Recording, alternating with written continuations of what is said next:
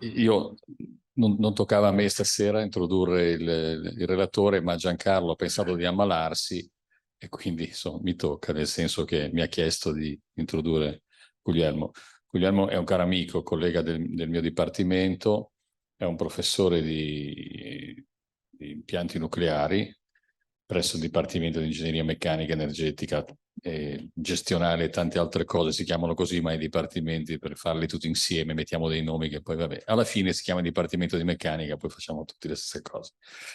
Il tema della sua carriera universitaria è il nucleare, lui si laurea all'Università di Pisa, quindi ha già due difetti, come dicevo scherzando con lui, viene da Pisa ed è nucleare, quindi tenete conto di questo aspetto, in più è anche un ingegnere, quindi ce l'ha tutte le cose negative.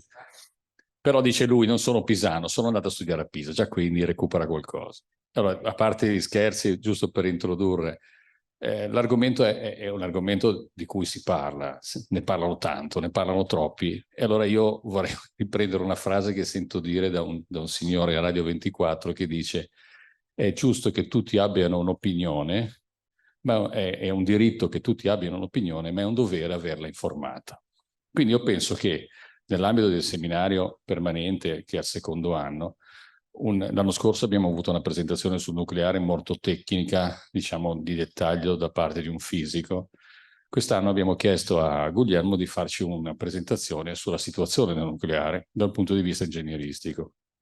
Quindi credo che possa essere un utile momento di attenzione, di confronto nel seguito per capire bene di che cosa stiamo parlando, perché devo dire che avendo fatto un lavoro l'anno scorso con lui, effettivamente c'è molto da sapere, molto da conoscere e spesso si sentono delle frasi che sono del tutto fuori luogo o casuali o sparate perché servono per far poi audience, diciamo così. Quindi io credo che questo possa essere un seminario che ci possa dare una utile informazione su un tema estremamente complesso, difficile e che poi alla fine sconfina nel politico. Però la parte tecnica dobbiamo almeno poterla conoscere con molta serenità. Io finisco qui, non dico altro della sua carriera perché poi quando parlerà capirete che non ce n'è bisogno. E passo la parola a Guglielmo, prego. Grazie mille. Allora, innanzitutto, che dire, per me è un onore essere qui, è una istituzione così prestigiosa, quindi è un piacere poter darvi qualche mia opinione, più che altro qualche dato di fatto, possibilmente, dal punto di vista tecnico, sulla possibilità concreta di utilizzare questa fonte di energia anche in un'ottica di decarbonizzazione, qual è un pochino la logica di cui si parlava nell'ambito del seminario permanente sulla transizione ecologica. Una piccolissima premessa, come già il collega e amico Fausto Massardo ha precisato, cercherò in linea di massima di limitarmi a descrizioni ad un ambito strettamente tecnico. Vorrei rimanere fuori possibilmente da questioni squisitamente politiche, perché non vuole essere un seminario su un approccio politico, ma vuole essere un seminario che descrive le potenzialità di un'ulteriore fonte di energia che può essere utile per un'ottica appunto di abbandono delle fonti fossili o forte minimizzazione del loro uso. Allora, vediamo un pochino.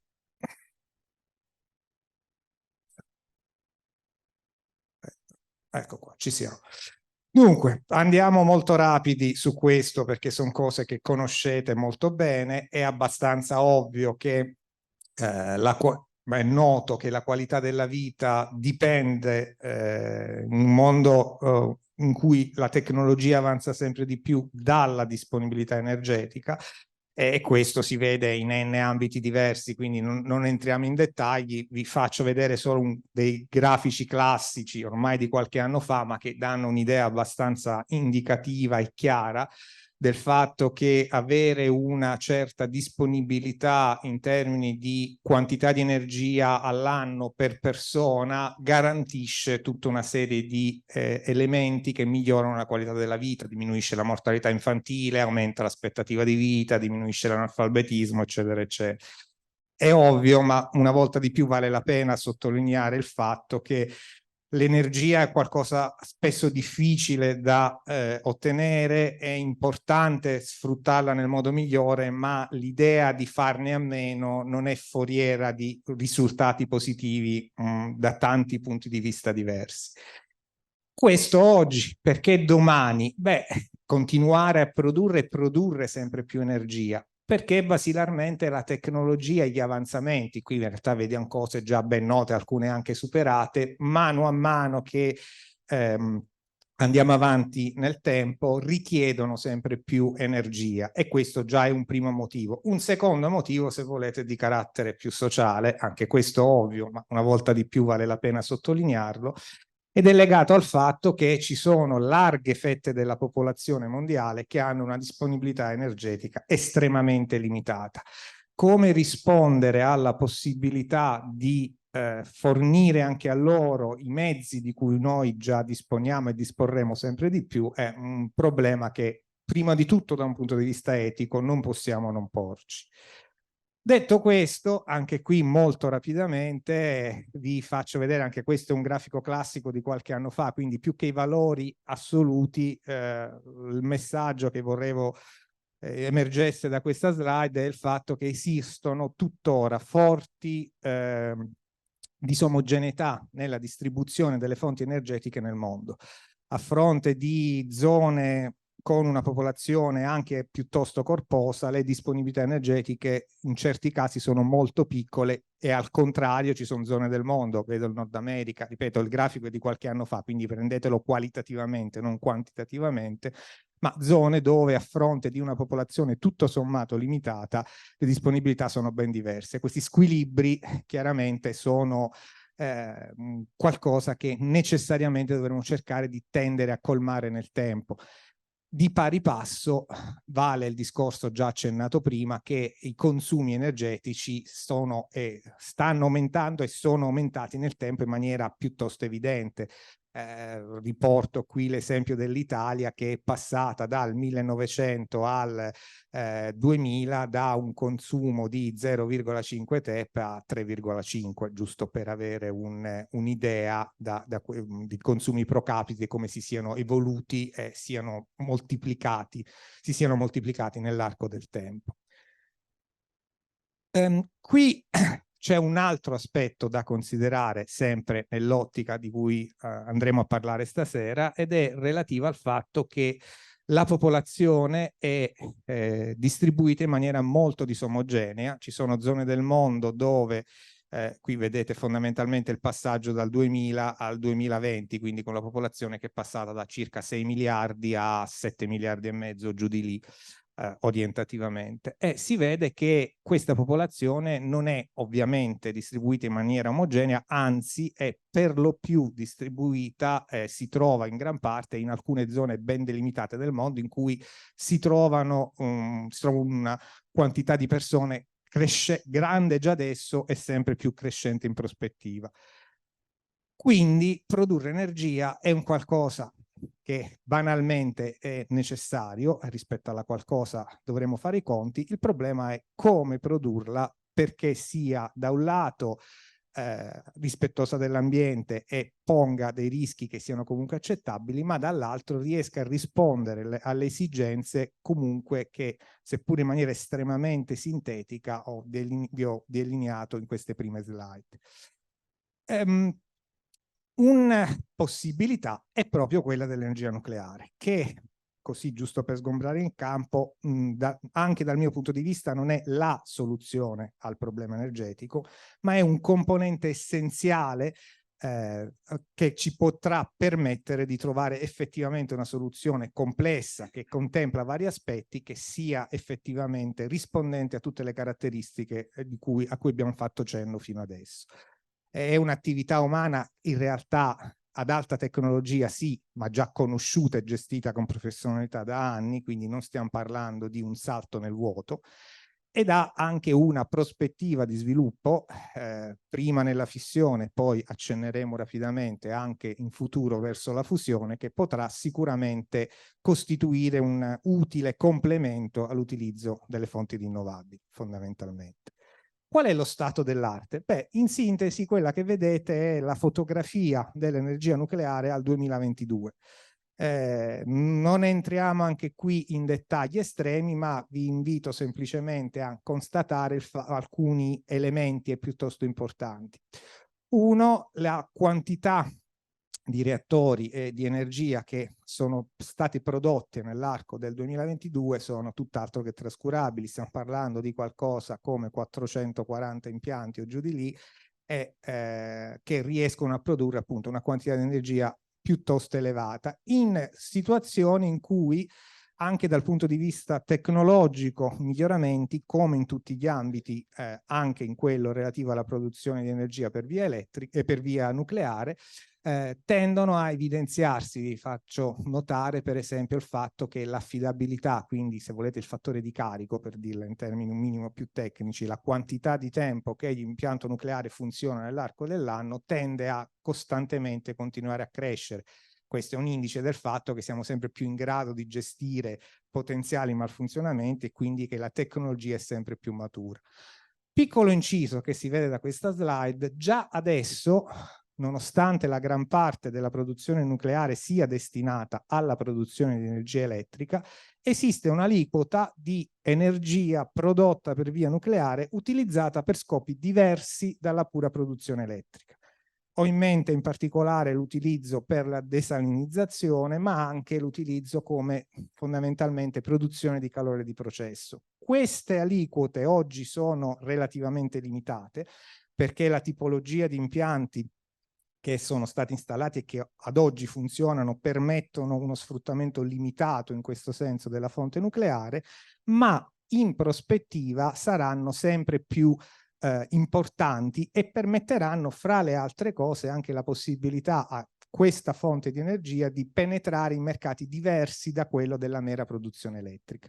Quindi c'è anche una possibilità di diversificazione che si comincia a intravedere, ma che sarà sempre più importante nell'arco del tempo. Ultima piccola cosa che ritengo sia importante evidenziare: guardate le bandierine in basso, l'energia nucleare è utilizzata da molti paesi nel mondo, distribuiti su vari continenti, in aree geografiche molto diverse, in contesti molto diversi.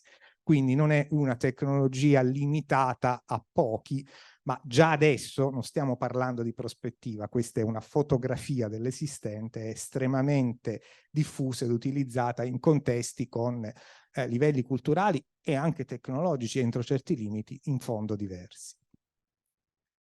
Detto questo, prima di addentrarci ulteriormente, una prima domanda che ci potremo porre: va bene, ma è proprio così necessario fare ricorso all'energia nucleare?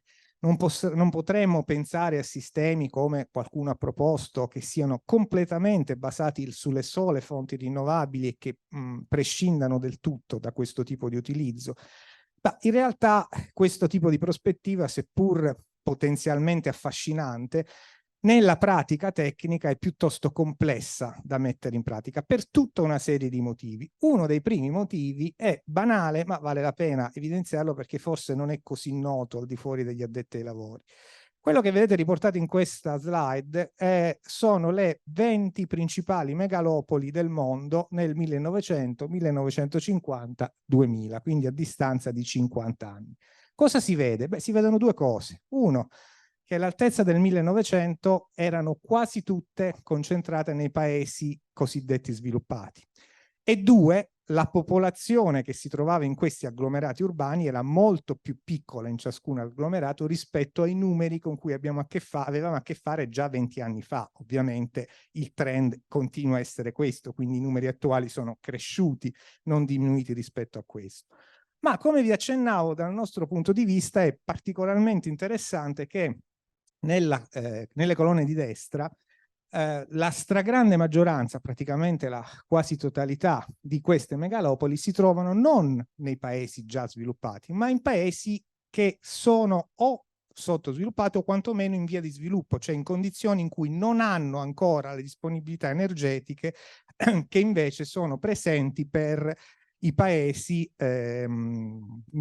quale l'Italia, quali quelli in cui noi viviamo. Ergo dovremo dare una risposta non solo in termini di sostituzione delle fonti che attualmente utilizzano, ma probabilmente anche di incremento di utilizzo di energia per le popolazioni di queste città.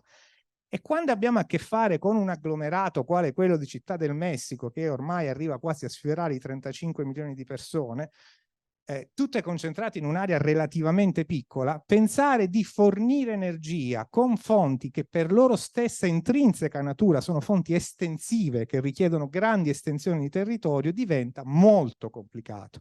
E questo è solo uno dei problemi. Ci sono poi altri che mano a mano vedremo andando avanti nella nostra presentazione.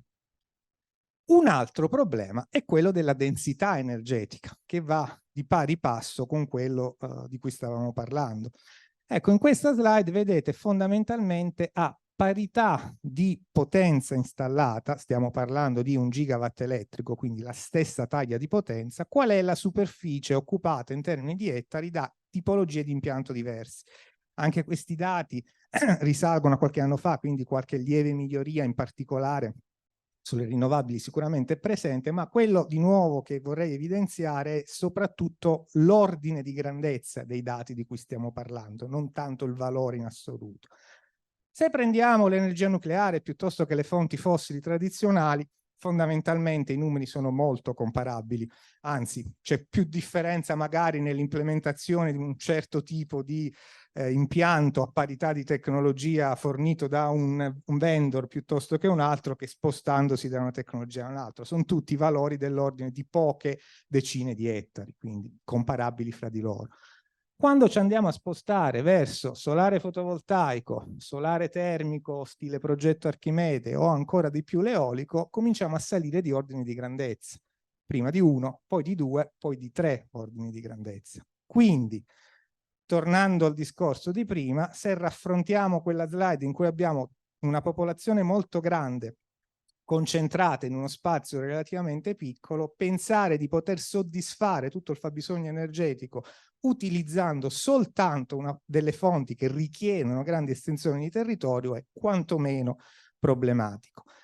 In realtà il confronto è peggiore di quello che quella slide precedente mostrava. Perché? Anche questi sono dati che andrebbero un minimo migliorati sugli ultimi, sul fotovoltaico e sull'eolico, ma di nuovo interessa l'ordine di grandezza piuttosto che il valore puntuale. La disponibilità degli impianti è molto diversa qualora ci muoviamo da fonti tradizionali, includendo fra queste anche il nucleare, a fonti alternative. La disponibilità in soldoni, cerco di spiegarla in maniera piana anche per chi non avesse una particolare conoscenza di questo tipo di argomenti, è la quantità di tempo in cui l'impianto produce energia. Una cosa, non dimentichiamocelo mai, è l'energia effettivamente prodotta dall'impianto, altra cosa è la sua taglia di potenza. Quando ho fatto il confronto, ho mostrato il confronto precedente, ho fatto un confronto a parità di potenza installata. Ma quando la disponibilità è profondamente diversa, la quantità di energia, che alla fine della fiera è il valore che io sto andando a considerare, ecco, diventa il vero valore che devo considerare. Facciamo un esempio banale. Prendiamo carbone e eolico con questi dati, ripeto, quelli attuali in realtà sono un pochino migliori, ma più o meno c'è un fattore 3, che significa che a parità di potenza, se i dati fossero esattamente questi, produrrei con l'eolico 1/3 dell'energia che andrei a produrre col carbone. E a questo punto ricordiamoci sempre che quando stiamo facendo dei bilanci energetici conterà sì la potenza per certi aspetti, ma nel bilancio globale esteso sull'intero anno è la quantità totale di energia che dobbiamo considerare. Quindi quel problema di prima è amplificato da questo tipo di numeri piuttosto che ridotto. Un ulteriore fattore da considerare è legato anche a quanto materia, lì dove stiamo parlando di fonti come le fonti fossili o l'energia nucleare, devo estrarre da miniere e consumo per produrre energia. Di nuovo il raffronto lo facciamo a parità di potenza, in questo caso trattandosi di fonti fossili o nucleare la disponibilità è più o meno simile, quindi se l'avessi fatto a parità di energia prodotta sarebbe stata praticamente uguale. Per alimentare, chiedo scusa, un impianto da 1 gigawatt elettrico per un anno, in termini di uranio servono circa 30 tonnellate di uranio arricchito, più o meno l'equivalente di un vagone ferroviario. Per alimentare la stessa taglia di potenza per una centrale termoelettrica a petrolio servono qualcosa come 28.000 vagoni ferroviari. Per alimentare sempre la stessa centrale da 1 gigawatt elettrico a carbone serve qualcosa come 48.000 vagoni ferroviari. Vi sottolineo il 1000, cioè stiamo parlando di quantità completamente diverse. C'è una spiegazione fisica dietro, non ripeto quello di cui già ha parlato il mio collega ai tempi della presentazione sui principi fisici dell'energia nucleare, ma vi ricordo che quando si parla di reazioni nucleari la quantità di energia per unità di massa liberata è circa 1 milione di volte quella, o meglio, dell'ordine di grandezza di 1 milione di volte di quella che vado a liberare nelle reazioni di combustione, che sono reazioni chimiche che coinvolgono processi che hanno a che fare solo con gli elettroni e non con i costituenti del nucleo. Quindi i valori sono completamente diversi, come si vede in maniera abbastanza chiara. E con ciò, quindi questo significa che l'energia nucleare è una prospettiva realmente percorribile? E qui il critico viene fuori e dice chiaramente no, ci sono ancora troppi problemi insoluti che dobbiamo affrontare per poter solo pensare di utilizzare questo tipo di energia. Quello che vi vorrei far vedere da qui in poi è chiedermi con voi se è davvero così.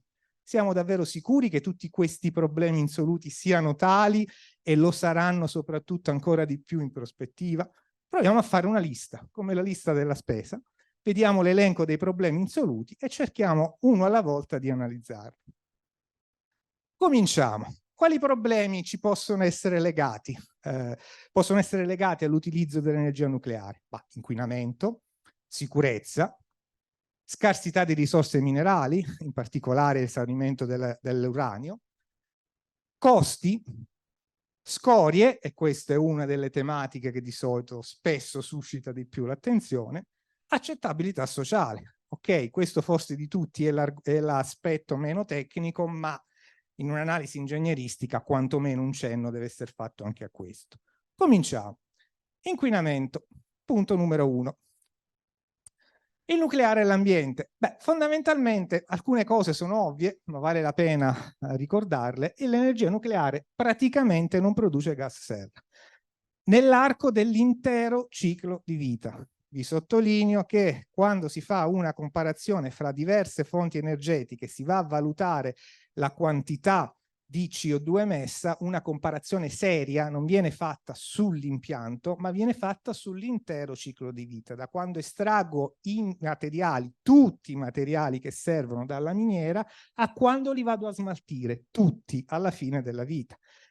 Banalmente, se io prendo una turbina eolica, la turbina eolica emette 0 quantità di CO2, è ovvio, ma la dovrò costruire utilizzando dei materiali che alle spalle hanno tutta una serie di processi e la dovrò smaltire dopo che la turbina stessa avrà finito di funzionare. Un confronto serio non può prescindere da questi due aspetti. Il nucleare, anche steso sull'intero ciclo di vita, sostanzialmente ha emissioni di gas serra quasi nulle, paragonabili con quelle delle migliori rinnovabili.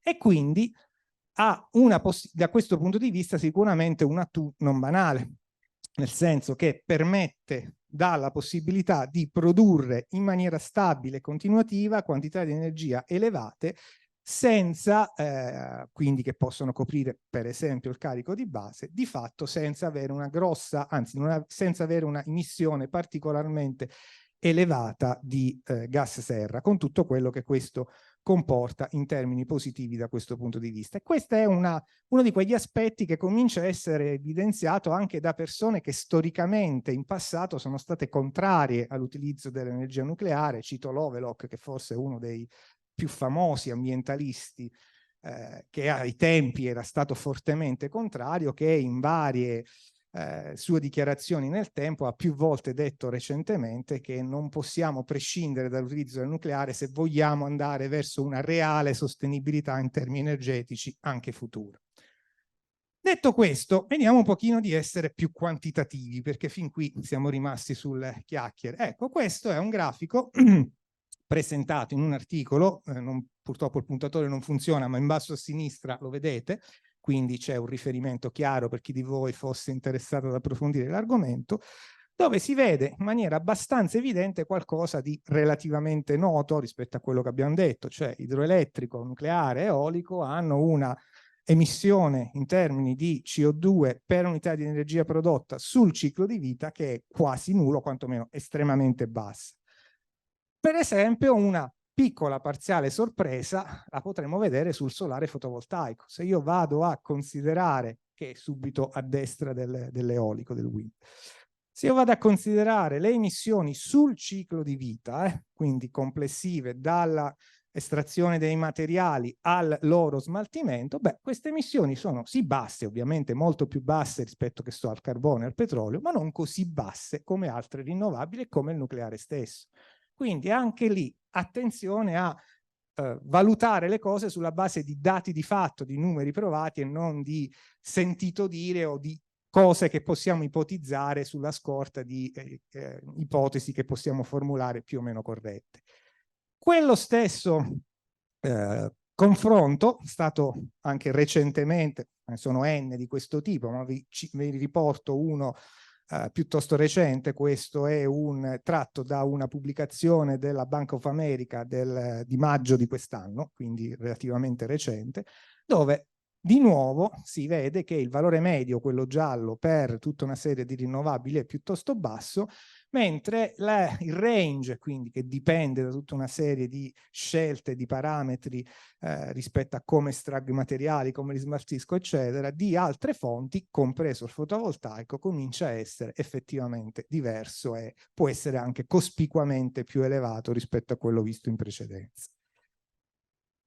Una conseguenza, meglio, un aspetto che va considerato quando si ragiona di queste tematiche è anche il confronto con la realtà.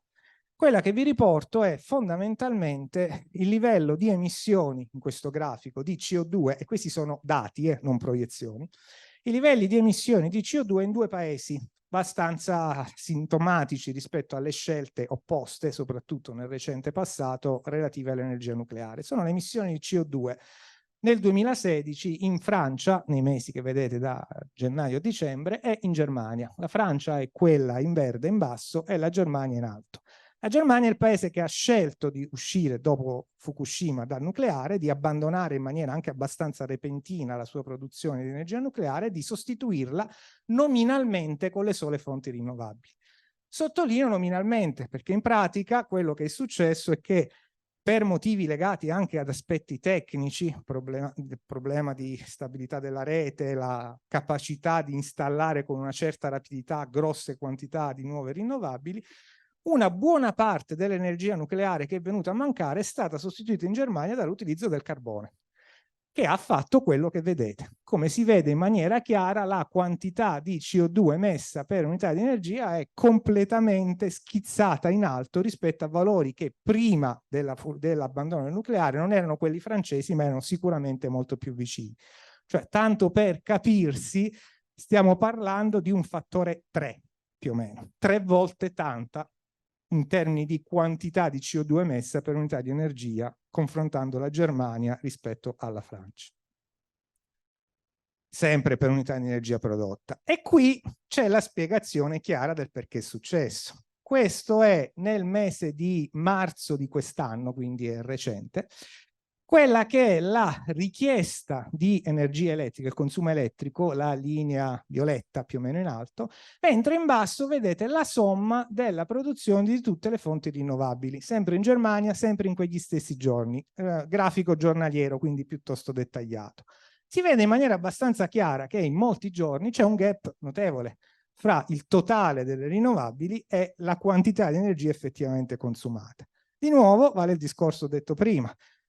Quella quantità di energia deve essere prodotta, faccio tutto quello che posso con le rinnovabili e il resto come lo faccio? È il caso della Germania, basilarmente ricorrendo in maniera molto più massiccia di prima al carbone.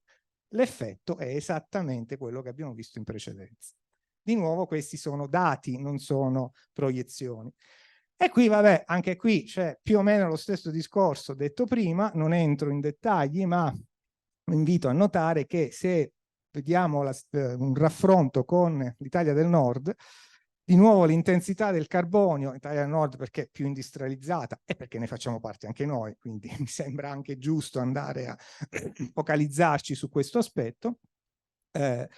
L'intensità di carbonio CO2 emessa per kilowattora è estremamente elevata, sempre raffrontandola fondamentalmente al recente passato.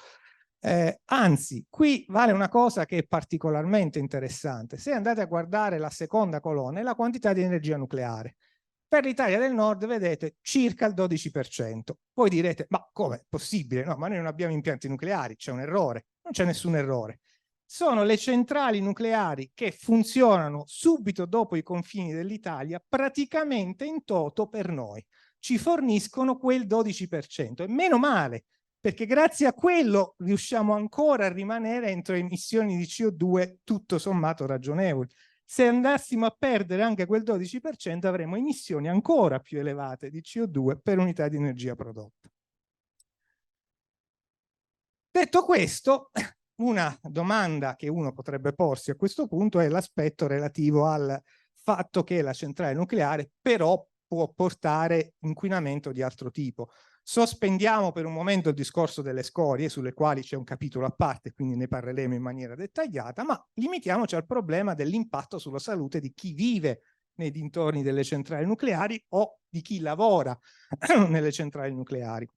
Siccome le centrali nucleari funzionano da decenni, ci sono una messe di dati e ci sono tutta una serie di studi portati avanti a livello mondiale da enti terzi, non da produttori di energia o da chi gestisce le centrali nucleari, per valutare questo tipo di impatto. Beh, cosa è venuto fuori? Sono venute fuori due cose interessanti. Uno, ve la sintetizzo perché ovviamente il tempo è poco, non possiamo entrare in dettagli. Uno, chi vive intorno alle centrali nucleari non ha nessun tipo di aggravio in termini di probabilità di contrarre malattie come cancri, leucemie o similari. È lo studio più completo probabilmente, è quello del National Cancer Institute, che si è protratto fondamentalmente dal 1950 al 1984 negli Stati Uniti, dove per inciso ci sono più di 100 centrali nucleari, quindi ha anche senso statisticamente uno studio del genere. Quello che è venuto fuori è che basilarmente, studiando la mortalità legata al cancro, le leucemie, eccetera, per questo tipo di malattie, non c'è nessun tipo di effetto di questo genere. Per quello che riguarda invece chi lavora nelle centrali nucleari, paradossalmente avviene il contrario. Il lavoratore delle centrali nucleari statisticamente si ammala di meno, ma soprattutto ha una mortalità molto più bassa per leucemie e tumori rispetto a lavoratori analoghi che non lavorano in centrali nucleari. Come mai? La battuta potrebbe essere perché il nucleare fa bene, è una battuta. Il motivo vero è semplice. Chi lavora nelle centrali nucleari per legge è soggetto a una serie di controlli molto più grande rispetto a chi non lavora nelle centrali nucleari. Questa tipologia di malattie, ovviamente, se scoperta per tempo, sono tendenzialmente estremamente più curabili. Effetto netto, i lavoratori delle centrali nucleari si ammalano di meno e soprattutto muoiono molto di meno per leucemie e tumori rispetto a chi lavora in ambito energetico, in qualsiasi altro tipo di industria più o meno comparabile. Ultimo e rapidissimo aspetto, uno studio di quest'anno, del 2023, del MIT, ha stimato che lì dove negli Stati Uniti tutte le centrali nucleari che stanno arrivando a fine vita non fossero sostituite da altre centrali nucleari, ma da impianti a fonti fossili, questo avrebbe come effetto netto un aumento di circa 5.200 morti all'anno per inquinamento, non in caso incidentale, ma durante il normale funzionamento, giusto per quantificare di che cosa stiamo parlando. Sicurezza, perché fin qua abbiamo detto, vabbè, funziona tutto, ma se poi succede l'incidente, come la gestiamo questa cosa? Ecco, vediamo un pochino di anche qui quantificare il tutto. Di nuovo prendo a riferimento gli Stati Uniti banalmente perché sono il paese che hanno il maggior numero di impianti installati, quindi ha più senso statisticamente andare a riferirsi a questo. Ecco, questo grafico riporta la frequenza attesa di incidente annuale e di incidente letale annuale, quindi per anno, per incidenti automobilistici, e fin lì purtroppo è tristemente noto, quindi probabilmente non svelo nulla che non sia già noto a tutti voi, di incidenti nelle abitazioni, e questo già è un pochino meno noto, che ci sia questo livello, che è poco meno della metà di quelli automobilistici. Poi c'è la probabilità di morire perché colpiti da un fulmine, che è la terza colonna, che è circa il doppio della probabilità di morire perché si vive più o meno nei dintorni di una centrale nucleare. Ok, la probabilità non è nulla, chiariamola, però obiettivamente direi che è piuttosto bassina. Tutto sommato penso che nessuno di noi non dorma la notte pensando di poter essere ucciso da un fulmine la mattina dopo, ragionevolmente. Detto questo, quindi cosa viene fuori? Che il nucleare è sicuro e a rischio zero? Ovviamente no. Qualsiasi attività umana ha un rischio. Qualsiasi. Il fatto stesso che noi viviamo implica che siamo destinati a morire. È un elemento triste ma ineliminabile nel nostro essere umani. Ancora di più questo si aggrava quando facciamo qualcosa che ha a che fare con la tecnologia e con la produzione di energia in particolare. Qualsiasi sistema per la produzione di energia ha dei rischi, inclusa l'energia nucleare. Il punto è che se questa tecnologia, come tutte le altre, viene gestita in maniera seria, trasparente, con attenzione alla qualità e rispettando le norme, il livello di rischio può essere fortemente minimizzato e essere, appunto, come visto, inferiore a tante cose che noi accettiamo comunemente senza porci troppi problemi.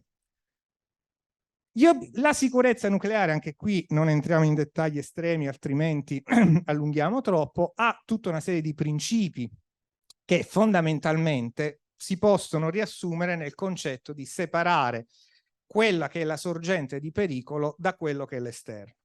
Il criterio base della sicurezza nucleare è quello che viene definito defense in depth, difesa in profondità. L'idea è frapporre una serie di barriere, ciascuna delle quali da sola sufficiente a garantire l'isolamento del pericolo rispetto all'esterno. E quindi tutti gli impianti ragionevolmente, cioè tutti gli impianti funzionanti di concezione occidentale, ormai praticamente tutti, perché quelli tipo Chernobyl per fortuna non sono più fondamentalmente utilizzati, si basano su questo tipo di approccio e danno tutta una serie di garanzie in questo senso, non che non avvengano incidenti, ma che qualora ci sia un incidente questo possa essere gestito minimizzando quello che è l'impatto sulla popolazione e sull'ambiente circostante, proprio ricorrendo a questo. Il punto fondamentale che va sempre ricordato è che anche questo dovrebbe essere ovvio, ma non lo è. Noi viviamo in un mondo pieno di radiazioni. Ciascuno di voi è seduto vicino a una fonte di radiazione.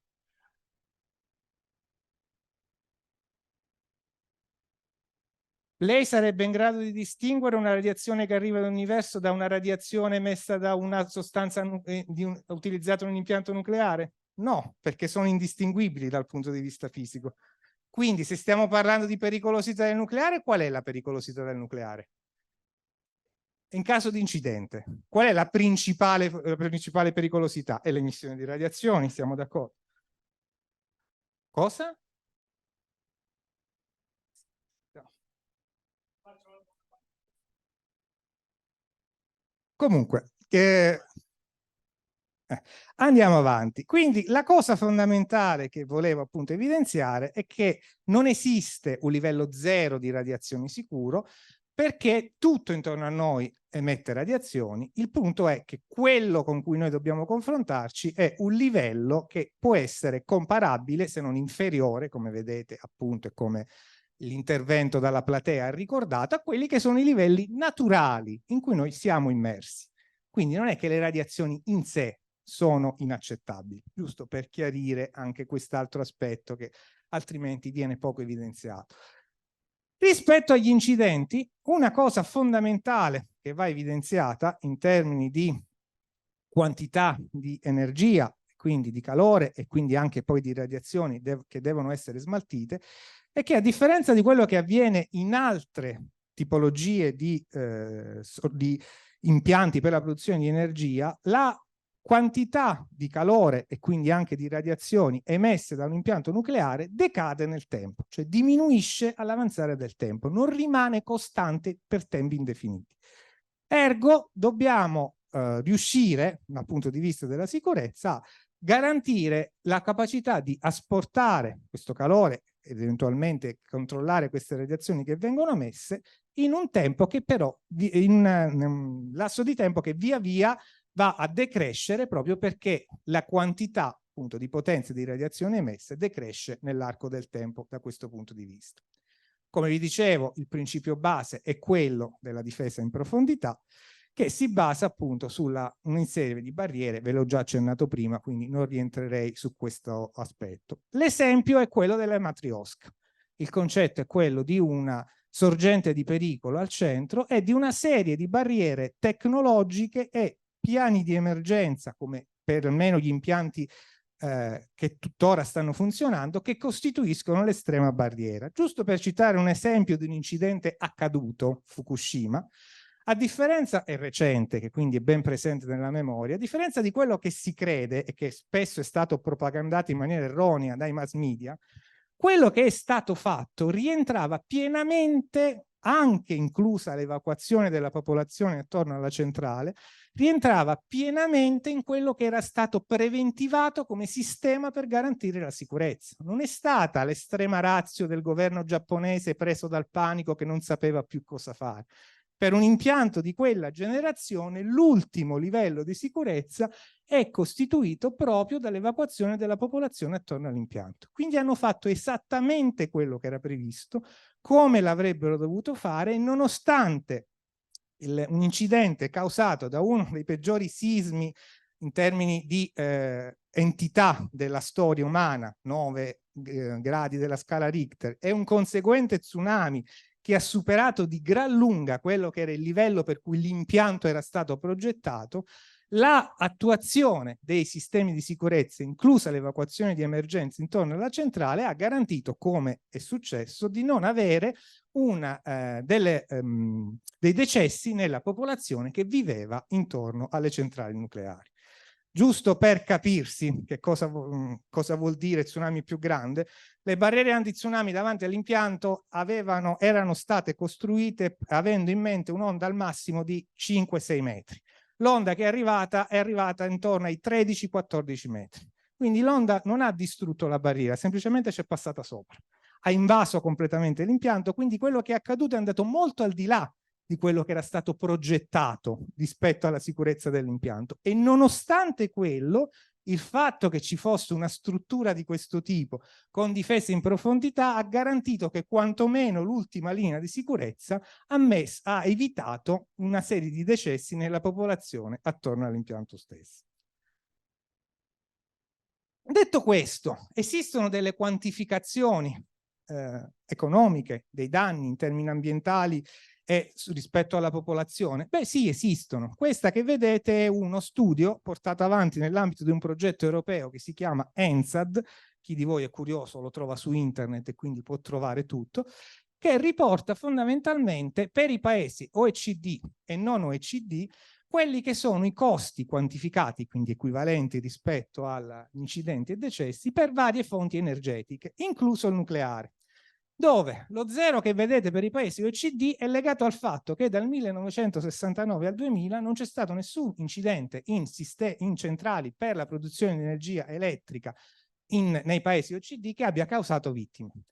L'altro dato, lo 0,86, è invece legato all'unico incidente che c'è stato, che è quello di Chernobyl, che è quindi la quantificazione dello stesso. È un dato non nullo, perché appunto lì ci sono stati una serie di decessi, ma come vedete molto diverso dal dato cumulativo legato all'utilizzo di altre fonti energetiche tradizionali, quali carbone, petrolio, gas naturale e idroelettrico. Idroelettrico in particolare vi sottolineo che lì il Vaillant non c'è, perché il 69 è dopo, ma c'è la diga di Banxiao. Penso che molti di voi, o quasi tutti, sappiano relativamente poco, perché è un evento molto poco noto, ma tanto per darvi un'idea, ha provocato l'evacuazione di 6 milioni di persone. 6 milioni di persone, giusto per dire che cosa può succedere nella produzione di energia. Dati reali e di nuovo non proiezioni di ipotetici incidenti che potrebbero accadere. In Cina questo è stato. Qui vedete la quantificazione in termini di vittime. Ecco, guardate l'idroelettrico, per lo più legati a Banxiao, ci sono state qualcosa come 30.000 vittime. 10 volte le torri gemelle, giusto per capire. Ho sentito qualcuno che diceva il cancro, non so se mi è parso di sentirlo. Il cancro vale lo studio che vi ho fatto vedere prima, durante i normali funzionamenti del tutto. Ok, per il discorso di Chernobyl, questi sono i dati, incluso il discorso del cancro. Cosa vuol dire questo? 65 è il numero delle vittime immediate a seguito dell'incidente. Quel 4.000, da dove viene fuori e perché c'è il punto interrogativo? Perché è una stima cautelativa che è stata fatta sul numero dei decessi legati a malattie tumorali, cancro e leucemie a seguito del rilascio di radiazioni. Perché col punto interrogativo? Come si fa una stima di questo tipo? Si prende una popolazione, si stima qual è, dal punto di vista sanitario, qual è il numero di malattie attese, con un certo delta, più o meno, un sigma, quindi fate conto, diciamo un numero a caso, 1000 più o meno 100. Tutte quelle che superano i 1100 sono direttamente imputabili al rilascio di radiazione o comunque alla causa scatenante. Cosa è successo nel caso di Chernobyl? I dati certificati dall'OMS, quindi dall'Organizzazione Mondiale della Sanità, non da me, attestano che il numero di malattie che ci sono state rientrava perfettamente, o meglio, rientrava all'interno del range più o meno sigma intorno al valore medio atteso. Però questa cosa non è stata accettata perché sono sorte tutta una serie di polemiche politiche, no? È una stima troppo cautelativa, non è conservativa. Quindi il 4.000 da dove viene fuori? Circa 4.000. In maniera, diciamo, molto forzata, invece che prendere il numero di casi che ha superato il valore medio più il sigma, si è preso il numero di casi che ha superato il valore medio, punto. Se voi provate a mandare a una rivista scientifica una pubblicazione scrivendo questa cosa in ambito medico, ve la rimandano indietro senza neanche leggere il resto dell'articolo, basta l'abstract, perché è una cosa che dal punto di vista della statistica sanitaria non si fa.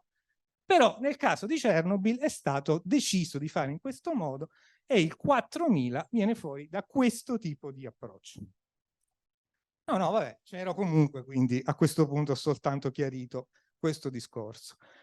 Questi in particolare invece rappresentano sempre sulla base del report che citavo prima della Bank of America. Perché sto utilizzando questo report? Per due motivi, ve lo dico una volta per tutte. Uno, perché è recente. Due, perché lo fa qualcuno che non è direttamente coinvolto in ambito energetico, ma qualcuno che è interessato al ritorno economico. Quindi tendenzialmente non ha interesse a spacciare dei dati falsi, ma ha interesse a che quello che dice sia ragionevolmente verificato. Seguite i soldi, di solito aiuta in certi tipi di approccio. Questo report del Bank of America è basato ovviamente su tutta una serie di studi, qui sono citati, non ve le sto a dire, e riporta, dato visto prima, ma anche questo, praticamente che è il numero di morti per terawattora un certo range temporale definito fondamentalmente per varie fonti sommando gli incidenti all'inquinamento, quindi il complessivo di quello che abbiamo visto. Scarsità di risorse minerali, esaurimento dell'uranio. Andiamo rapidi perché sennò rischiamo veramente di andare troppo lunghi. Dunque, l'uranio, questo è il trend di produzione dell'uranio nel mondo. Quello che si vede basilarmente è che esistono molti paesi dove l'uranio viene prodotto. Quindi il rischio di avere un monopolio di pochi paesi che condizionano il mercato sostanzialmente non esiste. Se passiamo dalla trend di produzione, che è quello che vedete, dove si vede che buona parte dell'uranio deriva dal Kazakistan, ma perché economicamente è più conveniente, a quelle che sono invece le risorse, la situazione è molto chiara. Come vedete, 3 paesi detengono più o meno la metà delle risorse di uranio, ma sono 3 paesi in 3 continenti diversi. L'Australia, il Kazakistan e il Canada, che sommati fanno circa il 51% del totale delle risorse accertate a basso prezzo.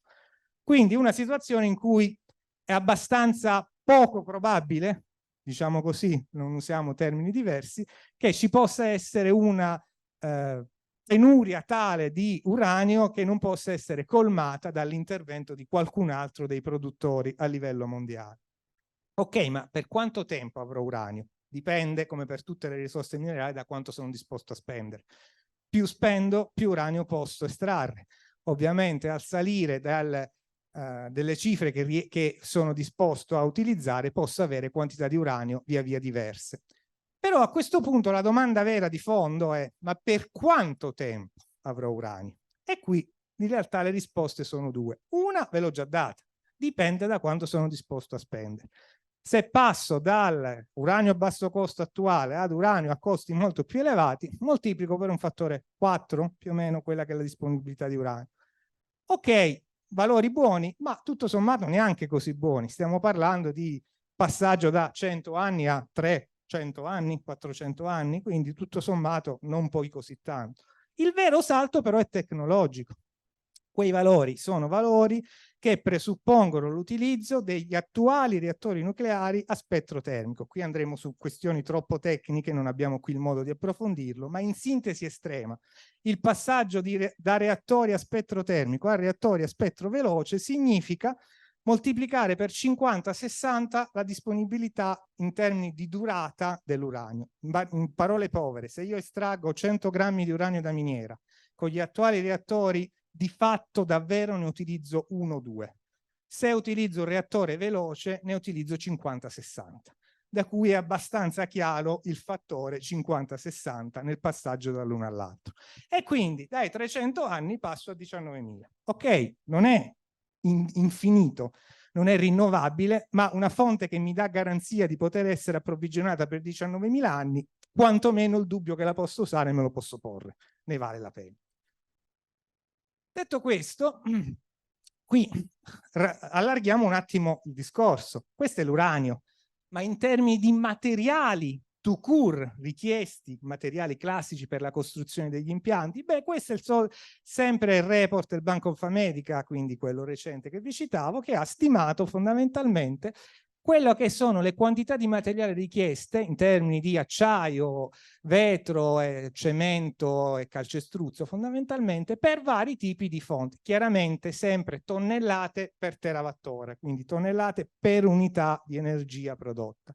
Come vedete in maniera abbastanza chiara il nucleare ha quantità molto ridotte per unità di energia prodotta di materiali, un po' tutti, al di là di quello che sia il dettaglio, comparabili con altre fonti tradizionali e molto più piccole di quello che accade per le fonti rinnovabili, dove invece ovviamente questi valori sono molto più grandi. Banalmente l'idroelettrico vedete un'unica striscia blu perché è una diga, quindi per ovvi motivi avete una quantità di calcestruzzo e di cemento che è per la gran parte dà questo tipo di risultato. La cosa interessante è appunto che i valori sono estremamente diversi, quindi anche in termini di sostenibilità sui materiali la situazione cambia molto. Costi.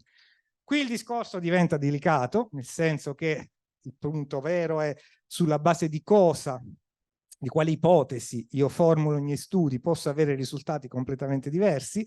Questo che vedete per esempio è uno studio ottimistico fatto dalla NEA, quindi da un ente che si occupa di nucleare e quindi come tale prendetelo come studio di parte, ma di nuovo in maniera più interessante vedete in questo grafico riportato invece sempre nel report recente che a sua volta si basa su tutta una serie di altri studi riportati in basso, quello che sono due parametri normalmente utilizzati nella stima dei costi in ambito finanziario.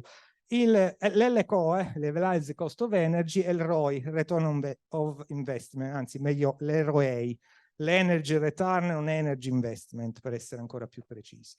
Al di là delle definizioni tecniche, la cosa interessante che emerge, e si vede soprattutto nel grafico di sinistra, è che se io mi limito a considerare l'impianto, i costi sono di un certo tipo, ma è più interessante andare a valutare levelized cost of energy non sull'impianto, ma sul full system. Che vuol dire full system? Impianto più tutti i sistemi ancillari. In soldoni, se vado a parlare delle rinnovabili, nel momento in cui supero una certa aliquota, devo immaginare tutti i sistemi di accumulo e di trasporto e di riconversione rispetto ai sistemi di accumulo, perché lì non sono io a decidere quando il vento spira o il sole è in cielo, ma è la natura, e quindi sono io che devo adeguare a questo. Ecco, guardate per esempio il caso di eolico e solare. Il costo di impianto è notevolmente più basso di quello del nucleare, è il blu. Ma se ci mettete il full system, i valori schizzano completamente ad altri livelli, perché costa molto di più gestire l'intero sistema e non il singolo impianto. Se io sto ragionando di percentuali basse, può anche interessarmi poco, ma se io sto ragionando di fare l'80%, dico un numero a caso, ma tanto per capirsi, dell'energia con le rinnovabili, beh, il problema dell'accumulo me lo devo porre, ed è anche un grosso problema. Rapidamente, l'ultima cosa che vi dico sui costi è che fondamentalmente il fatto di poter utilizzare fonti di energia basate sul il fatto di poter utilizzare uranio che costa molto di più ha un impatto molto limitato. Perché? Perché il costo del combustibile nel caso del nucleare incide molto poco. Questo è un confronto in cui ipotizzo di avere lo stesso livello di costo per una centrale a gas e una nucleare, poi raddoppio il costo del combustibile. Nel caso della centrale a gas il prezzo è aumentato del 75%, nel caso del nucleare meno del 5%. Giusto per avere un'idea. Perché? Perché il nucleare costa tanto realizzare l'impianto, ma una volta che ce l'ho molto poco esercirlo. Il combustibile incide poco. Quindi ricorrere a quelle scorte che presuppongono costi molto più elevati per essere estratti non avrebbe un impatto così forte rispetto a quelli che sono appunto i costi. Scorie. Allora, le scorie nucleari sono uno di quegli argomenti su cui spesso si dibatte perché vengono di solito poste come il problema per cui non si può utilizzare il nucleare. La prima cosa che c'è da dire, in termini generali, è che materiali radioattivi da trattare e stoccare vengono prodotti in ambito tecnologico anche in produzioni che non sono quelle legate soltanto alla produzione di energia elettrica per via nucleare, e che in generale chi produce rifiuti, inclusi quelli nucleari, è responsabile della sua gestione. Un piccolo messaggio all'atere: sarebbe ora che ci decidessimo a realizzare il deposito nazionale delle scorie, perché viva Dio siamo un paese industrializzato. Al di là di cosa vogliamo fare in futuro per la produzione energetica, abbiamo per fortuna degli ospedali che funzionano e che utilizzano certe tecnologie che ci salvano la vita, che producono e continueranno a produrre rifiuti radioattivi, e piuttosto che tenerli sparsi fra decine di siti in giro per l'Italia più o meno controllati, centralizzare questa gestione e avere un unico deposito controllato e realizzato in un certo modo sarebbe più sicuro per tutti, in primis per quelli che hanno paura di quello che è l'impatto delle scorie. Chiusa parentesi, tornando a noi, le scorie nucleari prodotte per la produzione di energia elettrica possono essere fondamentalmente classificate sulla base della loro pericolosità. Quelle più pericolose sono una piccola percentuale in termini volumetrici, il 3% dei rifiuti, e contengono la stragrande maggioranza della radioattività, più o meno il 95% del totale. Ma la quantità è veramente piccola. Questi sono i dati dell'Europa prima dell'allargamento, prima del 2000, ma qualitativamente la situazione semmai è peggiorata e non migliorata adesso.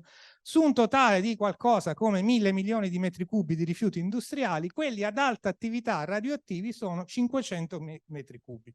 Erano, cioè quindi un puntino invisibile nella scala rispetto al pallone giallo che vedete lì rappresentato.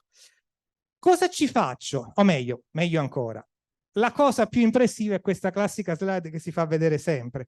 Se un francese, dove ci sono tante centrali nucleari, producesse tutta l'energia di cui ha bisogno in un'intera vita direttamente e indirettamente per via nucleare, l'ammontare totale di scorie ad alta attività che lui produrrebbe è uguale a una lattina di birra, una pallina che sta in una mano. Quindi le quantità sono estremamente limitate da questo punto di vista. Cosa ci faccio? Beh, oggi ci faccio quello che tecnologicamente sono in grado di fare già subito, cioè li mando in depositi. Voi direte, come spesso si sente dire, va bene, questo vale per le scorie a media, bassa attività, ma non ci sono depositi per scorie ad alta attività già funzionanti. È falso. Semplicemente questa cosa non è vera, perché esiste questo deposito negli Stati Uniti che si chiama Waste Isolation Pilot Plant, WIPP. Andate su internet, cercate e trovate tutto quello che vi interessa, che funziona dagli anni 90, non da ieri, e accoglie al suo interno scorie radioattive ad alta attività. È un deposito geologico funzionante ed esistente da decenni. Quindi la obiezione non saremo mai in grado di realizzare un deposito geologico per scorie ad alta attività è semplicemente falsa, perché l'abbiamo già fatto. E l'abbiamo fatto da decenni, non da 3-4 anni. Nel frattempo stanno entrando in funzione, o in certi casi sono già in funzione, altri depositi per scorie ad alta attività, ma il WIP è l'esempio più paradigmatico perché esiste da moltissimi anni. Detto questo, quello che vorremmo fare in Italia in realtà è un deposito per scorie a media e bassa attività, tipo questo di La Manche in Francia. Giusto per dirvi di che cosa stiamo parlando. Quello che vedete in rosso è l'area del deposito. Quello che vedete in giallo è l'area del centro di ricerche costruita nelle vicinanze del deposito. È l'indotto industriale di ricerca legato ad aver accettato per quella che era una zona depressa della Francia la costruzione di quel deposito, che oggi è chiuso perché è arrivato ad aver colmato tutta la sua capacità, e quello che è rimasto è questa collina verde. Questo è il deposito, o meglio, la collina verde è il centro di ricerca che continua a funzionare. Tutto completamente pagato su fondi pubblici legati appunto a questo tipo di applicazione. È andata così bene questa cosa che in Francia, quando si vuole costruire un nuovo deposito, quello che si fa è che si apre una consultazione pubblica e c'è la fila dei comuni che richiedono di avere nel proprio territorio un nuovo deposito.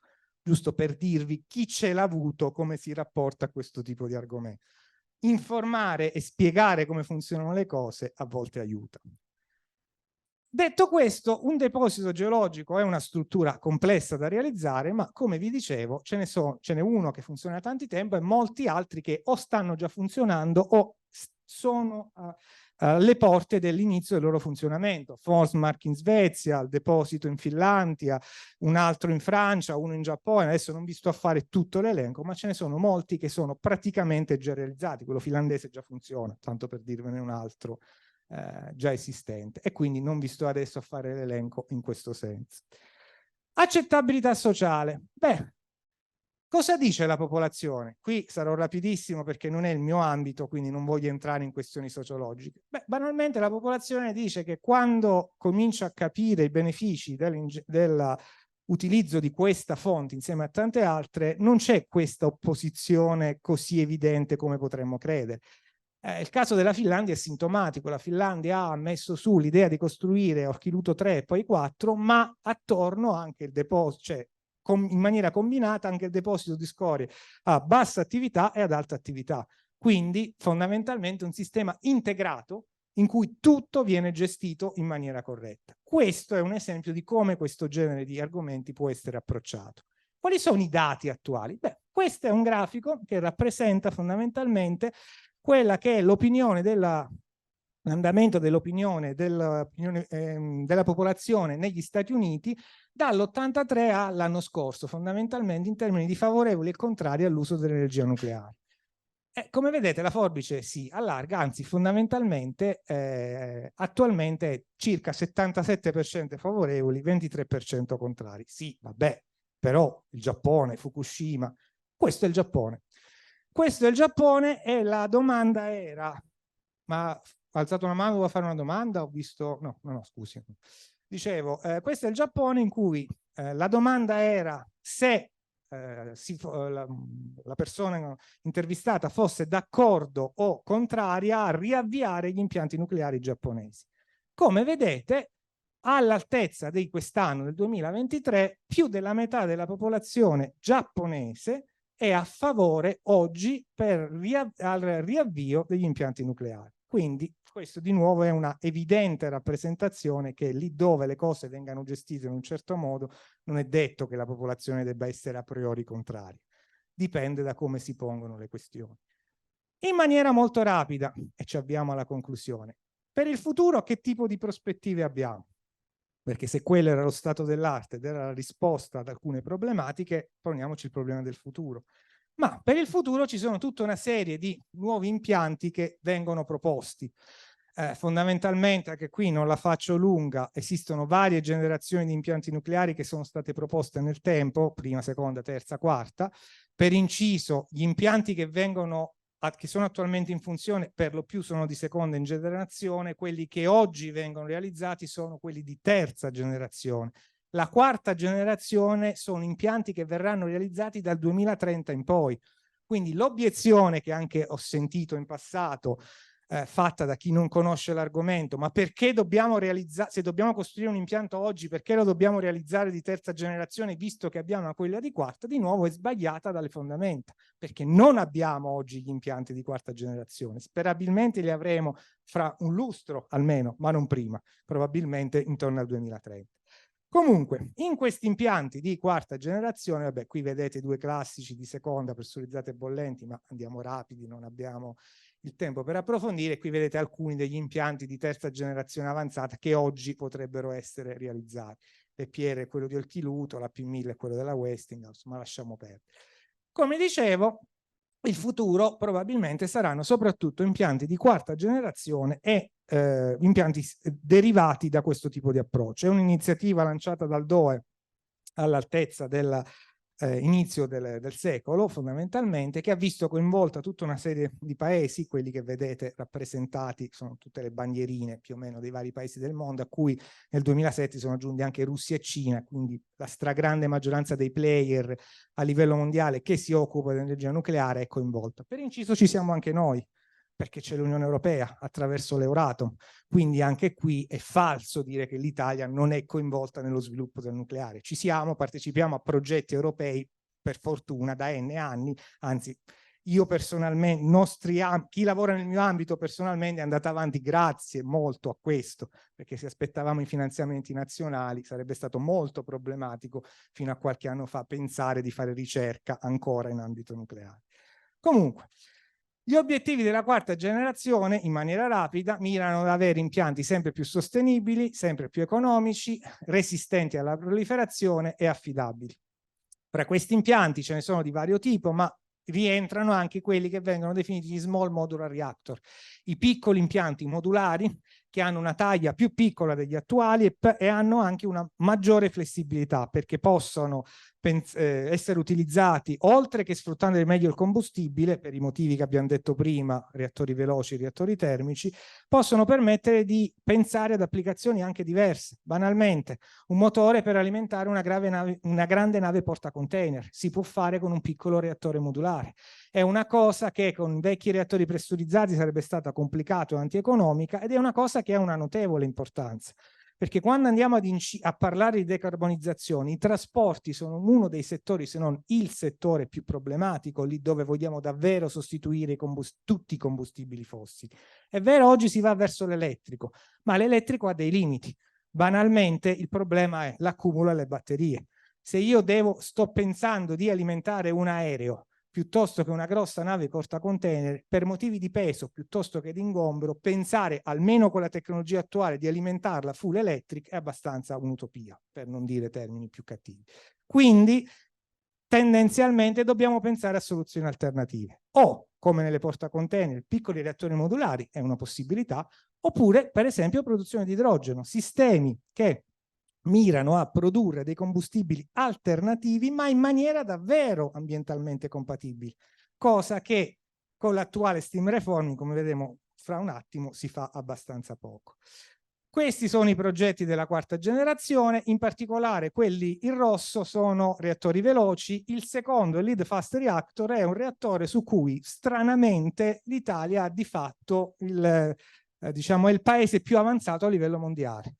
I principali progetti in quella specifica tipologia di reattori sono nati e sono tuttora coltivati in Italia. Tanto per citarne due, l'Ansaldo Nucleare progetta reattori di quel tipo, la Nucleo a Torino progetta un reattore di quel tipo. E sono i principali reattori Lead Fast Reactor nel mondo, non in Europa o in Italia, giusto per essere chiari.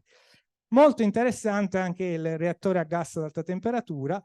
Qui vabbè vediamo gli schemi di impianto, ma non è questo il luogo per andare a definirli, perché permettono di avere combustibile ad alta temperatura che garantisce la possibilità di produrre idrogeno in maniera ambientalmente compatibile. Ci arriviamo fra un attimo. A livello europeo lo studio di questi reattori, in particolare di quello veloce, viene, come già detto, portato avanti anche nella Generation 4. Questa per esempio è la roadmap dell'ESNI, che è un'iniziativa industriale europea che rientra nello SNET, che è un network di cui facciamo parte anche noi con l'Università di Genova, che fondamentalmente studia il nucleare presente, ma soprattutto quello del futuro. Anche qui non entriamo in dettagli, ma solo per dirvi che esiste.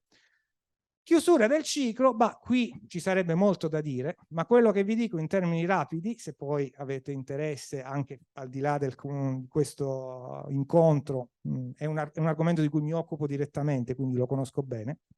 L'idea qual è?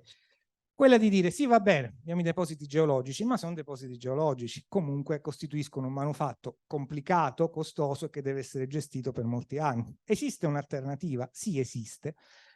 Ed è quella di pensare a cicli del combustibile avanzati che utilizzino in cascata vari tipi di reattore e che alla fine della fiera fondamentalmente producono delle scorie finali che hanno tempi di pericolosità non geologici ma storici, sotto i 1000 anni. Quindi assolutamente compatibili con i manufatti presenti dal punto di vista dell'attività umana e quindi gestibili in maniera molto più semplice. L'idea è fondamentalmente separare prima di tutto il plutonio, poi gli attinidi minori e andarli a gestire, come vi dicevo, attraverso sistemi di trasmutazione all'interno di impianti di vario tipo. Non entriamo anche qui in dettagli estremi, ci sono tutta una serie di vantaggi anche relativi al fatto che il plutonio viene gestito in altro modo, quindi non dà pericolosità in termini di proliferazione. Qual è il problema di questo tipo di approccio? Che è più complicato e più costoso.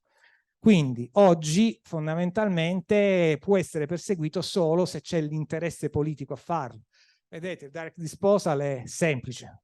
Scorie, deposito geologico. Se devo fare partizionamento e trasmutazione, devo prevedere tutta una serie di sistemi di riprocessamento e di impianti intermedi nell'ambito, cioè prima di passare ad avere effettivamente quello che rimane da mandare al deposito geologico.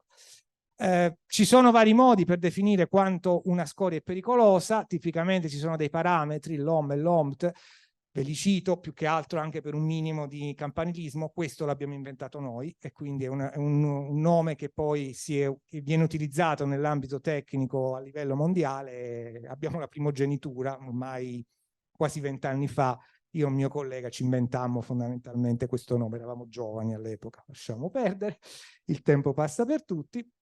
L'idea fondamentalmente è questa, cioè quella di passare da scorie che sono pericolose per 200.000 anni a riciclo del plutonio, ci riduciamo a 10.000 anni, a riciclare anche gli attinidi minori, ci riduciamo a qualche centinaio di anni. E passiamo quindi da una situazione in cui dobbiamo avere un deposito geologico, perché 100.000 anni sono tempi geologici, non storici, a tempi dell'ordine sotto, come vi dicevo, i 1.000 anni, e quindi molto più vicini e compatibili con quelle che sono le tempistiche dei manufatti industriali e non che gli esseri umani producono già adesso. I cicli possono essere strutturati in vario modo, producendo anche energia, fra l'altro in maniera allungando, quindi anche sfruttando anche meglio il combustibile, anche qui non entriamo in dettagli estremi. I reattori di quarta generazione, in particolare quelli veloci, permettono di ottenere questo tipo di risultati. Come vi dicevo, ci sono vari sistemi per riciclare il plutonio e gli attinidi minori. L'idea è quella di prevedere passaggi multipli all'interno dei reattori.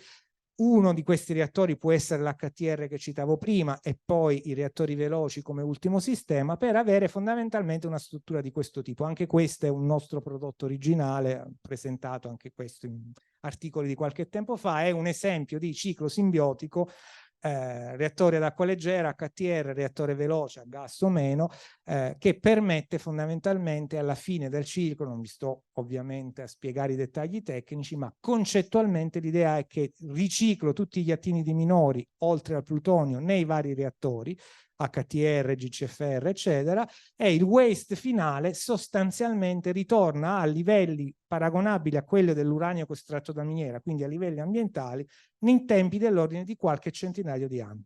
Quindi, di nuovo, non geologici, ma storici. Ovviamente l'implementazione di questo tipo ha dei vantaggi, ma anche delle complicazioni tecniche e complicazioni anche legate al fatto che i costi sono, come vi accennavo prima, maggiori rispetto all'attuale sistema, ma è una prospettiva utilizzabile. Un'ulteriore cosa interessante su cui spendiamo qualche parola è l'utilizzo del torio. Il torio è circa 3 volte e mezzo più diffuso dell'uranio e quindi moltiplicate tutti i numeri che avete visto prima per 3 per capirsi. che estenderebbe ancora di più quella che è la disponibilità, ma per poter essere utilizzato presuppone dei sistemi più complicati, perché non ha un isotopo fissile, ma solo un isotopo fertile. Quindi deve essere utilizzato in combinazione con altri, diciamo, altri nuclidi, o uranio 235 o plutonio in vario modo, per poter essere effettivamente sfruttato. In questi reattori innovativi questa cosa si può fare attraverso il ciclo del torio classico che fertilizza il torio e produce uranio 233, ma non entriamo in dettagli, o in sistemi più o meno complicati tipo quelli citati qui, quindi sistemi torio-plutonio nei reattori ad acqua leggera, nei reattori CANDU veloci, cioè, termici canadesi, nei molten salt o negli HTR, ottenendo dei risultati molto interessanti. Anche questo è frutto di un nostro studio, un altro articolo, dove non ho scritto le fonti perché sono miei, quindi quando non vedete scritto l'articolo è perché è un nostro articolo, in cui fondamentalmente l'idea è proprio quella di usare cicli innovativi basati sul torio per andare a ridurre proprio plutonio, americio e curio nelle scorie finali, già in un singolo passaggio, e quindi riportarmi verso quella chiusura del ciclo, quel passaggio da 100.000 anni a poche centinaia di anni, in maniera ulteriormente più semplice da un lato e sfruttando un materiale che altrimenti non utilizzerei nel ciclo del combustibile, quindi estendendo quello che è il range di utilizzabilità delle fonti minerali che ho a disposizione. Il nucleare può servire anche per fare idrogeno, come vi dicevo, che è un vettore energetico, lo sapete bene, quindi su questo non mi dilungo, ma presuppone in questo caso l'utilizzo di temperature più elevate per non passare attraverso l'elettrolisi, con tutti i problemi di rendimento ben noti, ma attraverso sistemi termochimici come quello associato con l'HTR, che fondamentalmente sono sistemi che da un lato non presuppongono appunto la produzione di energia elettrica prima, ma dall'altro non consumano fonti fossili. Attualmente l'idrogeno come si fa quello che utilizziamo? Su piccola scala e per livelli di purezza molto elevati si usa l'elettrolisi, che però dal punto di vista dei rendimenti è piuttosto un problema. Su media e larga scala si usa lo steam reforming o sistemi simili, cioè sistemi che di base utilizzano come materia prima una fonte fossile, metano o similare, e che emettono CO2. Adesso, se io utilizzo l'idrogeno in un'ottica di sostenibilità e ambientale, utilizzo fonti fossili ed emetto CO2, bah, direi che non mi pare una grande e furba idea se l'ottica è quella. I sistemi tipo l'IS termochimici basati sull'HTR, come questo, anche qui non abbiamo il tempo ma non è il luogo per entrare in dettagli, possono permettere di produrre idrogeno in maniera ambientalmente compatibile, senza passare dall'elettrolisi e senza consumare fonti fossili. Se vedete questo sistema come una black box, immaginate che entra acqua, entra il calore dell'HTR, esce idrogeno e ossigeno. Fine, nient'altro. Quindi tutto il resto viene riciclato all'interno del processo, con gli ovvi vantaggi che potete facilmente immaginare da questo punto di vista, in termini ambientali di vario tipo. Vabbè, qui ovviamente non entriamo in dettagli. Questo sistema, per inciso, ha anche una convenienza economica. E perché? È perché banalmente non consuma fonti fossili e non passa dall'elettrolisi, che ha rendimenti scarsi e che quindi fondamentalmente ha presuppone, poi comporta anzi dei costi di produzione dell'idrogeno piuttosto elevati da questo punto di vista. Gli HTR esistono, giusto per essere chiari, non stiamo parlando di un reattore futuro più o meno chissà quando realizzato. Questo è l'inizio dei lavori del primo HTR in Cina, che funziona da dicembre dell'anno scorso. Funziona vuol dire è collegato alla rete ed immette energia in rete, quindi non è paper technology o reattore più o meno sperimentale, giusto per chiarire di che cosa stiamo parlando. Qui a suo tempo avevamo fatto un altro studio in cui avevamo ipotizzato di utilizzare impiantare degli HTR in Cina che utilizzassero come combustibile solo lo scarto dei reattori ad acqua leggera cinesi, quindi il plutonio che veniva da là, vedere quanto idrogeno riuscivamo a produrre, con quello alimentare una Honda FCX Clarity, che era un'auto che all'epoca utilizzava l'idrogeno come combustibile. Quello che veniva fuori è che riuscivamo a alimentare un parco veicoli con l'unica installazione degli impianti previsti in questo unico sito in Cina attualmente in realizzazione, parzialmente già realizzato, qualcosa come 700.000 veicoli, che era più o meno il parco circolante di veicoli in Liguria all'epoca, più o meno, per avere un'idea di quanti riuscivamo a coprire, con un unico gruppo di reattori modulari realizzati su un unico sito. Ok, per la Cina è poco, ma è un sito. In Cina, Dio voglia, se ne potrebbero fare molti di più, qualora si volesse andare in questa strada. Fusione nucleare, e ci avviamo alla conclusione, scusate se mi sono un po' dilungato, sulla fusione nucleare non vi dico, sapete di che cosa si tratta, ve l'ha già presentata il collega Marco Ripani all'epoca, quindi non entriamo non ripercorriamo cose già dette, sapete che è il sistema che funziona sulle stelle, ma nelle stelle presuppone una forte attrazione gravitazionale legata alla massa delle stelle, quindi non lo possiamo fare in questo modo sulla Terra. Dobbiamo confinare dei materiali a milioni, se non decine, meglio ancora centinaia di milioni di gradi, o usiamo il confinamento inerziale o quello magnetico. Attualmente l'idea è avere appunto queste particelle cariche che con forti campi magnetici sono confinati. Basilarmente ci sono tutta una serie di studi in realizzazione, fra i quali vi cito quello più famoso, anche perché è qui a Cadarache, è ITER, che è in corso di realizzazione, frutto di una collaborazione internazionale nata sulle ceneri della guerra fredda come sistema di collaborazione per favorire la collaborazione fra gli scienziati sovietici dell'epoca e statunitensi, ma non ripercorriamo la storia, non abbiamo il tempo e non è qui il caso. Per inciso, ITER ha un forte coinvolgimento italiano anche a livello dirigenziale. Il capo di ITER è un italiano, il capo dell'ingegneria di ITER è l'ex direttore generale di Ansaldo Nucleare, Sergio Orlandi, proprio di qui, non stiamo parlando di persone che vengono da posti strani. Giusto per dire che per fortuna abbiamo tante persone capaci anche in Italia, anche in Liguria, anche a Genova. Chiusa parentesi.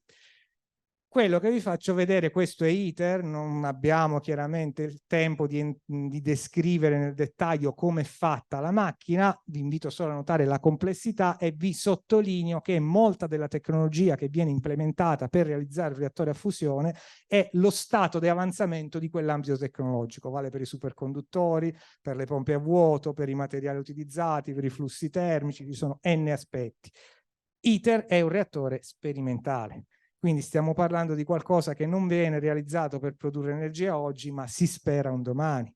Quindi gli impianti a fissione sono disponibili oggi e lo saranno anche domani. Quelli a fusione sperabilmente in un futuro più lungo. In soldoni, l'energia nucleare da fissione è una soluzione possibile e realizzabile nel breve medio periodo. Quella a fusione soltanto nel medio, più probabilmente lungo periodo. Quindi non stiamo parlando di due soluzioni ad oggi alternative, al più sperabilmente integrative in futuro, quando parliamo della fusione, giusto per chiarire anche qui quali sono i margini di cui stiamo parlando. E qui vedete un breve filmato che vi fa vedere, dura veramente un minuto e poi abbiamo chiuso, l'ultima cosa, il funzionamento appunto del reattore, lo spaccato che si apre, i nuclei di deuterio e trizio verdi e rossi che piano piano si scaldano e cominciano a fondersi fondamentalmente gli uni con gli altri. Tanto per dirvi un'altra cosa, giusto per essere un po' campanilisti, i magneti che confinano questo plasma sono magneti realizzati con superconduttori, quindi lo stato dell'arte di questo tipo di tecnologia, è uno dei delle principali aziende che realizza questo tipo di sistemi è Ligure, è la SG, tanto sempre per rimanere un minimo campanilisti, e i laboratori dove realizza la gran parte di questi magneti sono alla Spezia, non esattamente a Timbuktu. Quindi non è che viviamo alla periferia dell'impero, per fortuna. Siamo pienamente coinvolti in questo tipo di attività da tanti punti di vista. Ok, finito, non vi sto a dire altro se non il fatto che, in sintesi, la produzione di energia nucleare ha sicuramente delle problematiche aperte, pone delle sfide, ma ha tutta una serie di motivi per cui, quantomeno in termini potenziali, deve essere sicuramente presa in considerazione nell'ottica di un sistema che funzioni, sia realistico, realizzabile e che davvero ci permetta di arrivare a una sostenibilità ambientale, ma non solo, sul medio-lungo periodo. Questo è quanto. Grazie mille.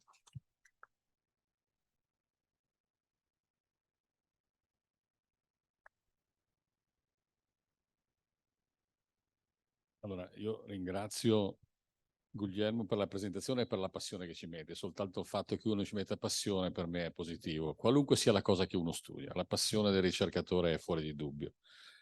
Ha detto molte cose, io penso che anche se abbiamo impiegato un po' più del tempo, però io non mi sono sentito di fermarlo prima, lui aveva molte più cose da dire, forse dovremmo fare due presentazioni, uno sulla prima parte e uno sulla seconda più tecnologica, però diciamo che non è così semplice. Allora io chiedo se ci sono delle domande per Guglielmo. Io vi vengo a portare il microfono perché così vi sentono anche quelli che sono collegati. Una molto banale, quel deposito francese, quanto tempo ci ha messo a riempirsi? E chi lo ha riempito? Cioè quanta Francia ci ha messo dentro il tutto? Allora, fondamentalmente quello è un deposito, come si diceva, per scorie a bassa e media attività, tipo quello italiano. Ci ha messo per essere riempito fra i 10 e i 20 anni ed era fondamentalmente utilizzato, almeno inizialmente era l'unico deposito di quel tipo in Francia. Parallelamente, quando si avvicinava al fine vita, ne è stato realizzato un altro che è già in funzione, perché l'idea appunto è non creare mai soluzioni di continuità, però le tempistiche sono quelle. Ovviamente il nuovo deposito è più grande del vecchio, quindi sarà progressivamente sempre più lungo il range temporale che sarà necessario per riempirlo. Altre domande?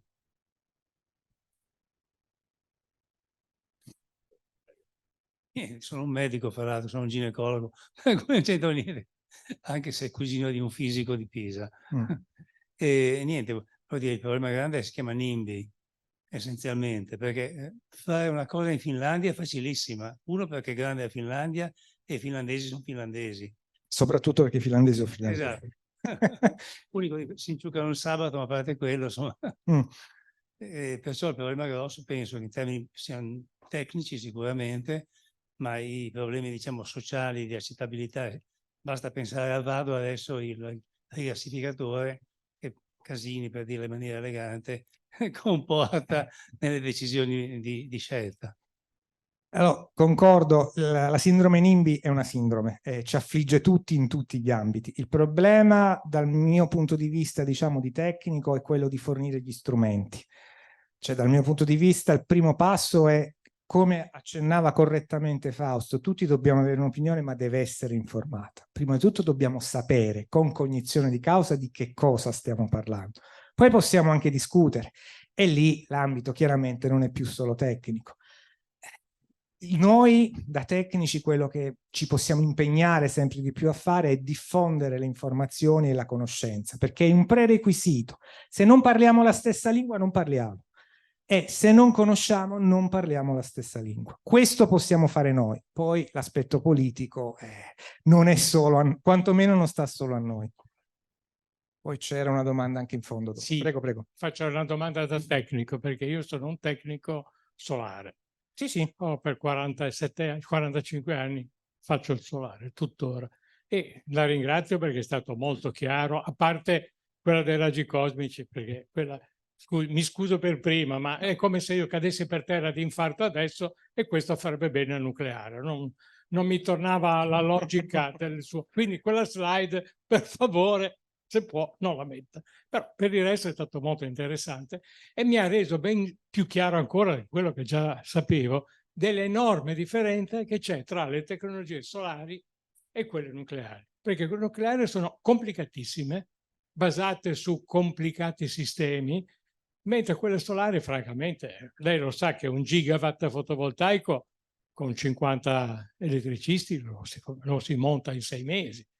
Sì, però poi bisogna collegarlo alla rete, ci vogliono le... Vedi, sono esperto del campo, guardi, non mi dica il sì, ma perché? No, una sola piccola banalità. I 50 elettricisti hanno bisogno dei materiali, molti dei quali non li trovano dietro casa. È vero, però quelli sono riciclabili facilmente, non mi dica di no perché sono esperto del campo, mentre per riciclare una sua centrale nucleare, scusi la parola, sono cazzi, No, allora, dunque.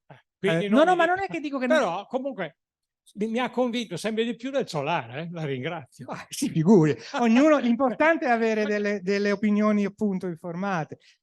È vero che il solare è riciclabile, ma se io voglio passare da 1 a 100, il restante 99 presuppone nuovi materiali.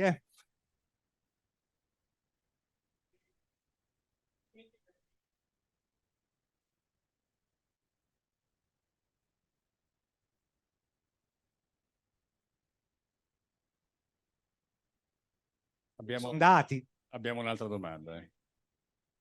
Abbiamo un'altra domanda, poi sul suo turno. La ringrazio perché ha risposto a molte domande che mi facevo.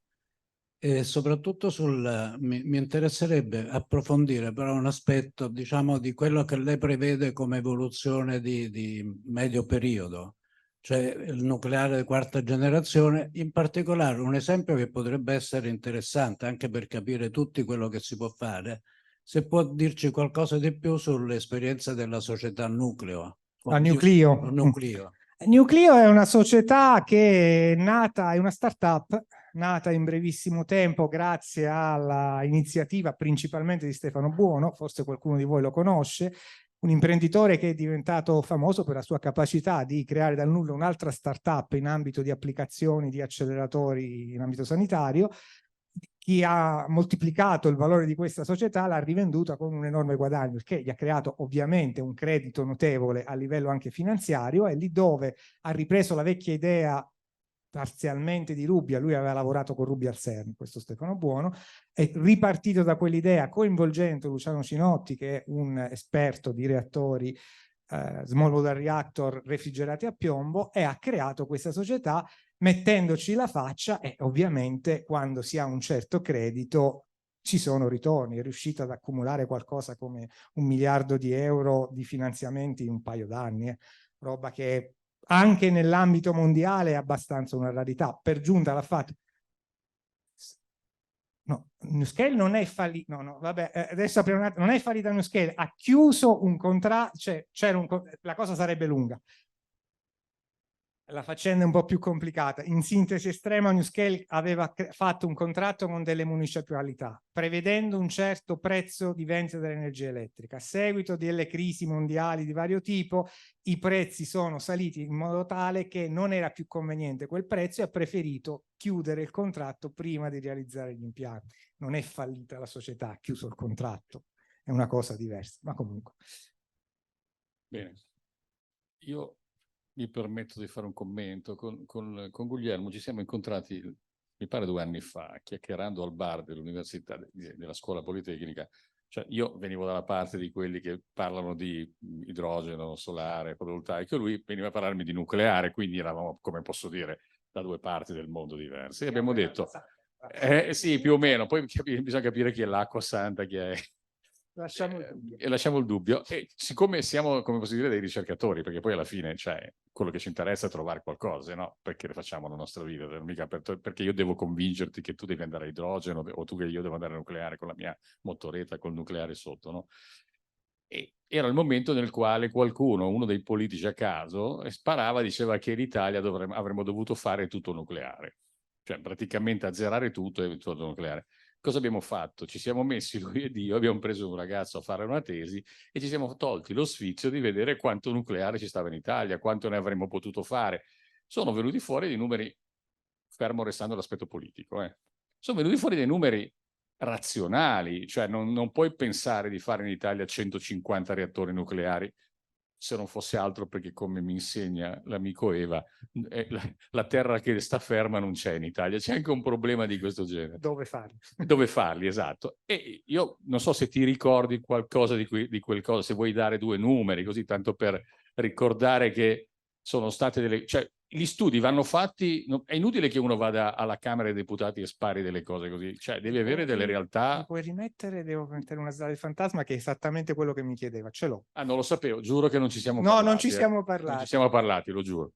Se va, se no vai avanti tu, ti dico io quando ferma. Ecco, ci siamo. Non questa, queste tutte cose, scusate, sono slide fantasma non previste, era proprio in previsione di eventuali domande, ci arrivo.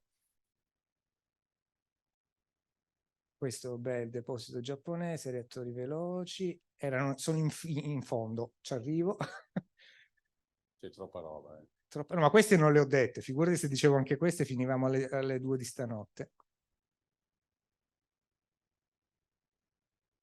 Eccolo, questo è il risultato della nostra tesi, erano i calcoli di scenario che avevamo fatto nel caso italiano, fondamentalmente ipotizzando di installare in 3 scenari diversi, prima con riferimento al 2030 e poi al 2050, un certo numero di reattori. Fondamentalmente l'idea era fare 40 terawattora, quindi coprire un terzo dell'utilizzo attuale dei combustibili fossili con impianti EPR. Dal 2030 si potevano fare solo quelli, erano 4 impianti, perché da qui al 2030 già è fantasia fare 4 impianti. Se poi andiamo sul 2050, invece la situazione era un po' diversa, l'idea era appunto o 11 EPR o 16 AP1000 con un certo numero di reattori più avanzati, quindi tipo HTR per fare idrogeno o altro. Giusto perché citavi i numeri che avevamo a suo tempo, anche grazie al nostro tesista insieme, valutato. Questo era uno scenario e questo era l'altro, no, qui sì, questo qui era l'altro in cui facevamo solo HTR, adesso non entro in dettagli, ma i numeri sono questi più o meno. Già così sarebbe un bel colpo, è molto diverso dal facciamo il 100%. Esatto, cioè il discorso era, noi abbiamo ipotizzato di fare una frazione nel fossile col nucleare, poi si può discutere o meno, ma anche una frazione nel fossile del 30% o del 20% sarebbe stato un tema in termini di investimenti pazzeschi, perché parliamo di tanti miliardi, non che le rinnovabili siano gratis, perché comunque costa e poi alla fine pagheremo da qualche parte. E l'altro aspetto era quello, diciamo, di ragionare sui tempi di costruzione, sulla disponibilità delle tecnologie, perché dice il 4ª generazione, come dice lui, che ci lavora giorno e notte, la 4ª generazione mica ce l'hai domani, ce l'avrai fra qualche anno, quindi cioè, è facile dire le cose, però il messaggio che c'è in giro è che la 4ª generazione è pronta, cioè che domani poi vai a vedere a Chilootto quanti anni di costruzione era previsto un tempo, poi sono stati molto più lunghi, quindi il problema dei tempi di costruzione è vero che il costo sta nella costruzione, è come l'impianto. Il problema del tempo della costruzione è la grande differenza fra il cosiddetto first of a kind e ennesimo della serie. Il primo reattore presuppone dei tempi estremamente più lunghi, a maggior ragione se è una nuova tecnologia, una nuova tipologia, ancora di più. L'ennesimo ha tempi molto diversi. Questo, il messaggio quale vuole essere? Non ha senso fare un reattore, o uno parte e ne fa un certo numero, allora può avere senso. Farne uno e perdere tempo e soldi. Fine. Io, vista l'ora, chiuderei qui. Io ringrazio Guglielmo perché è venuto e ha parlato di un tema che è sempre molto dibattuto e penso che sia stato interessante per tutti ascoltarlo e lo salutiamo ancora con un applauso. Grazie a tutti.